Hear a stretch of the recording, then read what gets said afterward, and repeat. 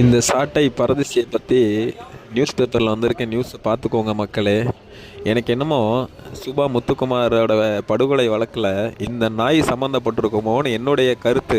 ஏனென்றால் சுபா முத்துக்குமார் இறந்து 3 மாதத்தில் அவருடைய பொண்டாட்டி அவருடைய சொத்து மொத்தத்தையும் இந்த நாய் ஆட்டையை போட்டுக்குச்சு. சீமானுக்கே தெரியாமல் திரள்நிதி வாங்கி, திரள்நிதி கூட இல்லை, விடுதலை புலிகிட்ட இருந்தே கோடிக்கணக்கில் காசு வாங்கியிருக்கு இந்த நாய். இவ்வளோ பண்ணவன் இந்த ஒரு வேலையை பண்ணியிருக்க மாட்டான்னு என்ன நிச்சயம் இருக்குது?